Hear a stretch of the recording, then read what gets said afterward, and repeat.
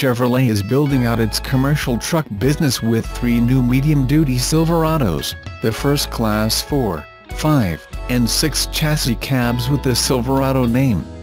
The 4500 HD, 5500 HD, and 6500 HD broke cover at the Work Truck Show organized by the National Truck Equipment Association in Indianapolis this week. The chassis cab trucks will offer Duramax diesel power, optional air springs, and straight one-piece frame rails, among other features intended to lure fleet buyers away from the competition. Expanding on its current heavy-duty pickup lineup of the Silverado 2500 HD and 3500 HD, General Motors aims to match and overtake its rivals in the market for this type of chassis cab unit.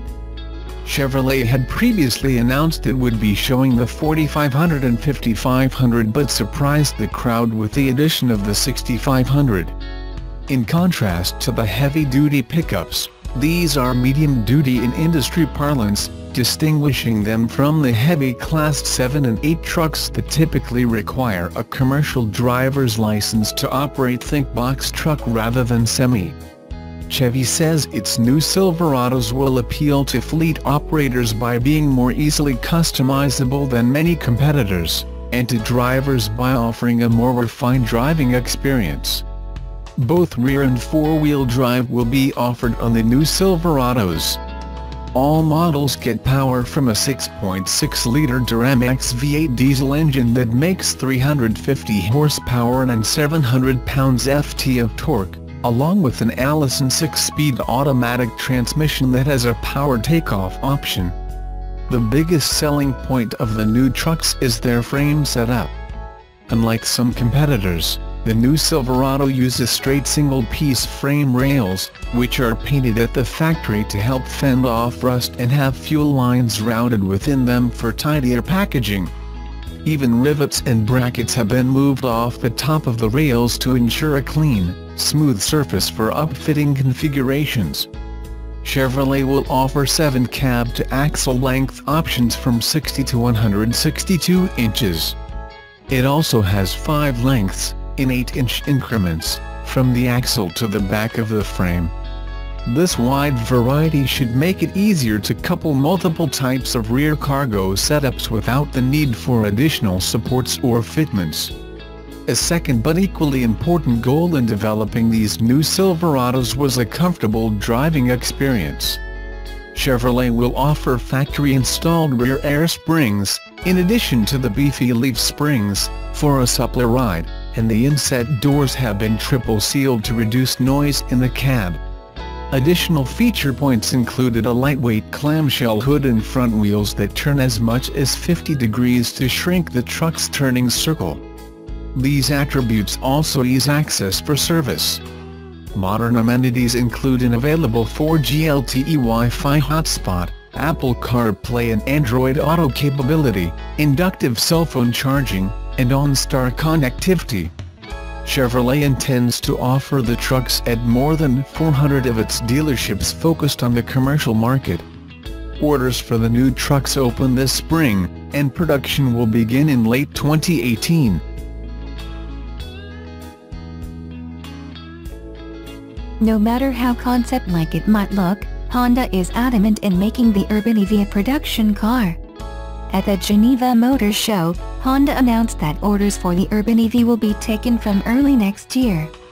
Prices have not yet been confirmed. Honda Motor Europe's Philip Ross told the crowd at a press conference, a production version of this highly acclaimed concept will be introduced to Europe during late 2019, and in response to the positive feedback to this model, we expect to open order banks for the urban EV during early 2019. US market sales plans remain unannounced, but we'd imagine there are plenty of Honda drivers that would welcome the urban EV, especially the kind of early adopters who took to the original, dainty inside hybrid. The urban EV's production version will be Honda's first mass-produced battery electric vehicle sold in Europe. It seats 4 through its wide-opening, rear-hinge doors, and the cabin features a very large display, with door-mounted screens serving as side mirrors. It will be interesting how much of the concepts, detailing and solutions will make it to the production car. And while the urban EV's minimalistic design harkens back to first and second generation Civic hatchbacks, it's unlikely to be as affordable as those entry-level Hondas were.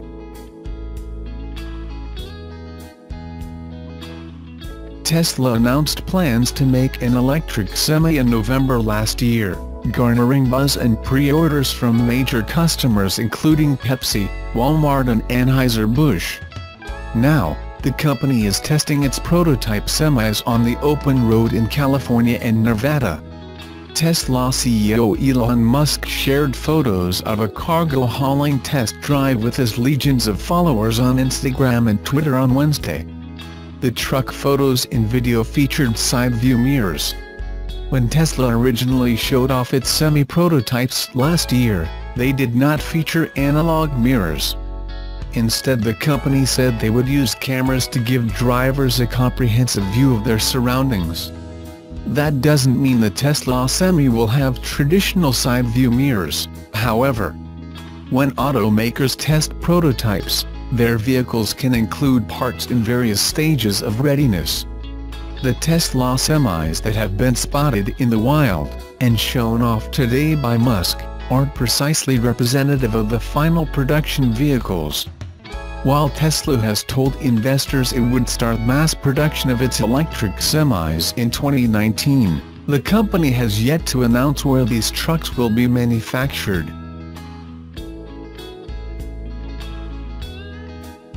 General Motors' new Chevrolet Silverado medium-duty truck will compete in more segments than initially expected, a strategy coinciding with the automaker's plan to expand and improve its commercial dealership network.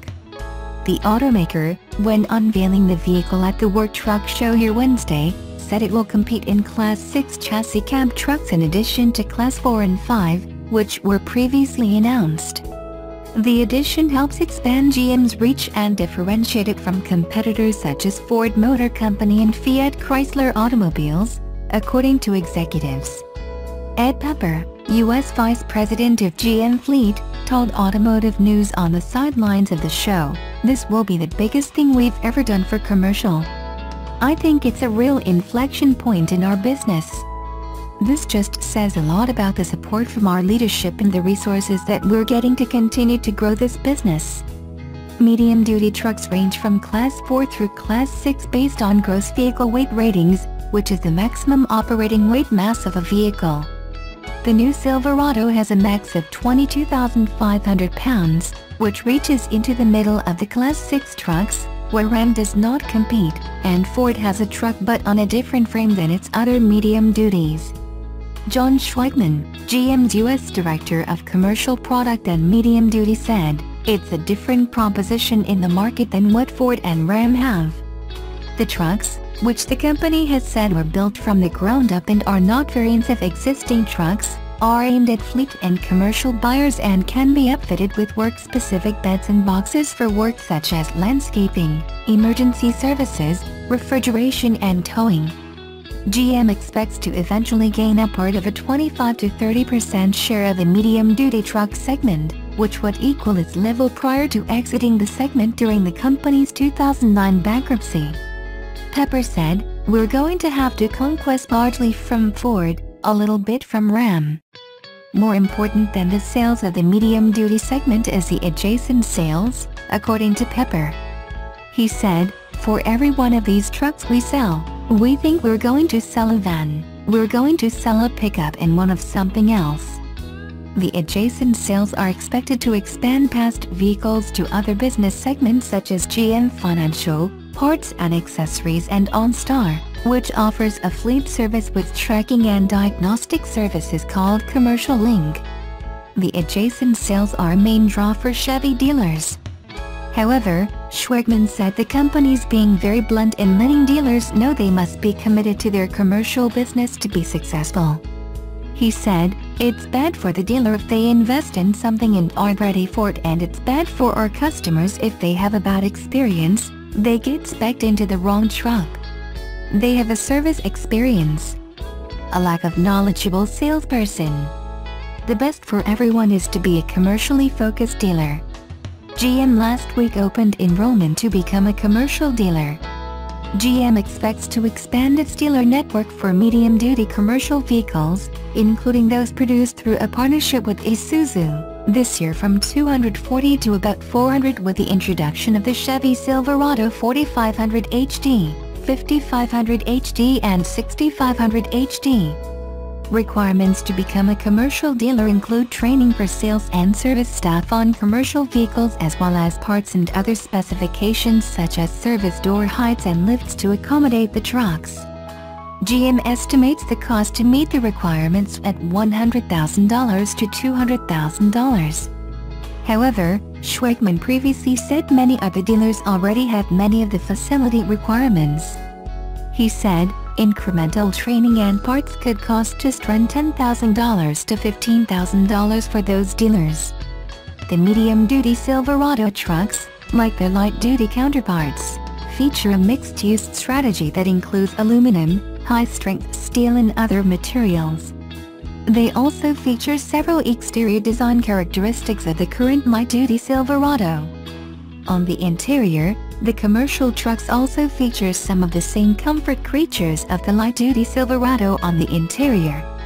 Some of them include USB chargers, quieter cabins and a built-in 4G LTE Wi-Fi hotspot. The trucks are designed to support wireless cell phone charging and Bluetooth, along with support for Apple CarPlay and Android Auto.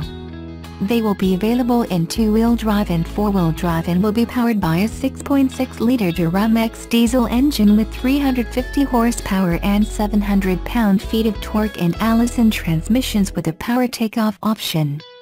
Unlike a decade ago, GM has no plans to sell a medium-duty GMC truck, according to execs. GM did not announce pricing, however it's expected to be $40,000 minus $60,000.